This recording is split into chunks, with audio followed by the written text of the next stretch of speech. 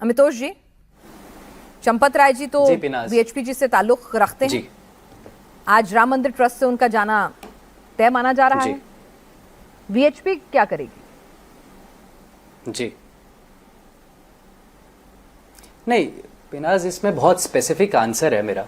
विश्व हिंदू परिषद की तरफ से आज जो भी निर्णय लिया जाएगा वो ट्रस्ट के बेनिफिशियरीज के द्वारा लिया जाएगा, ट्रस्ट के ट्रस्टीज के द्वारा लिया जाएगा। रेसिग्नेशन वो दे चुके थे, आज रेसिग्नेशन पे फैसला होना है और वो फैसला हो भी जाएगा अभी कुछ समय के अंदर में। और उस पर विश्व हिंदू परिषद ने पहले दिन से पिनाज अपना स्टैंड बहुत क्लियर रखा है कि आस्था और अपराध के बीच में कोई कंपैरिजन और कलेक्टिवली सीक्वेंस ही नहीं है।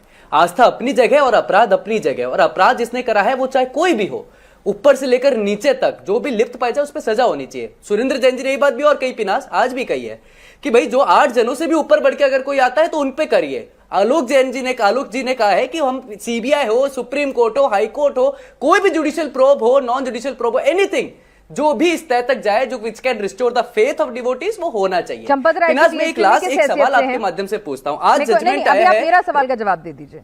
चंपत राय जी वीएचपी के साथ जुड़े हैं, उपाध्यक्ष है, तो क्या वो पद बना रहेगा? हाँ बिल्कुल जुड़े हुए। नहीं, क्या वो पद बना रहेगा?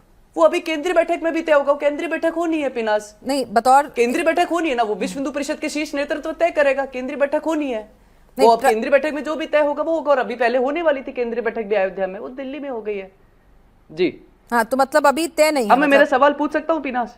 किससे पूछना है आपको सवाल?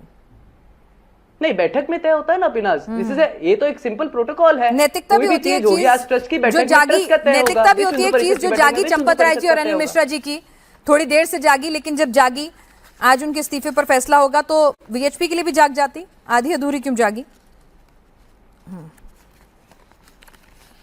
नहीं, मुझे लगता है कि हम नैतिकता को with in reasonable period of time के अंदर में तय कर रहे हैं। हम नैतिकता के ऊपर में सवाल उठा रहे हैं, और तो नैतिकता के ऊपर सवाल तो तब उठाने चाहिए जब ना तो रेजिग्नेशन के लिए बात होती, ना ही एसआईटी में कोऑपरेशन होता, ना ही ट्रस्ट के डिमांड पे एसआईटी बनती, ना ही एफआईआर होती। और नैतिकता पे सवाल तब उठाने चाहिए थे जब पिनास किसी तरह से कोई कोऑपरेशन नहीं होता,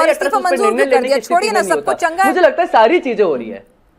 नहीं, फिर ट्रस्ट से क्यों देना है? वहां भी मत करिए, आप तो बिल्कुल पाक साफ है, तो ट्रस्ट से इस्तीफा क्यों देना है? बात कर रही है?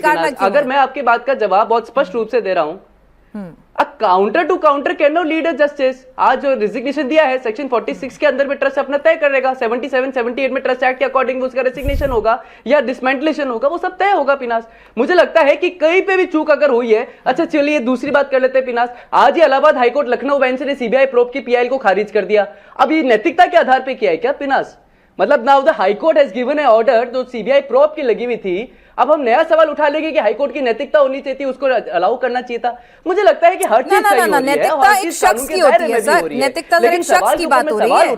मैंने आपसे सीधा कहा कि ट्रस्ट से चंपत राय जी ने खुद इस्तीफा दिया, किसी ने कहा तो नहीं था इस्तीफा देने के लिए, ना आलोक जी ने कहा था, ना जैन साहब ने कहा था, ना ट्रस्ट के किसी सदस्य ने कहा था, अपने आप उनका मन किया है ना। पहले 10-15 दिन बने रहे, जांच के साथ जुड़े रहे, फिर उन्हें लगा कि अब दे देना चाहिए, फिर उन्होंने इस्तीफा दे दिया।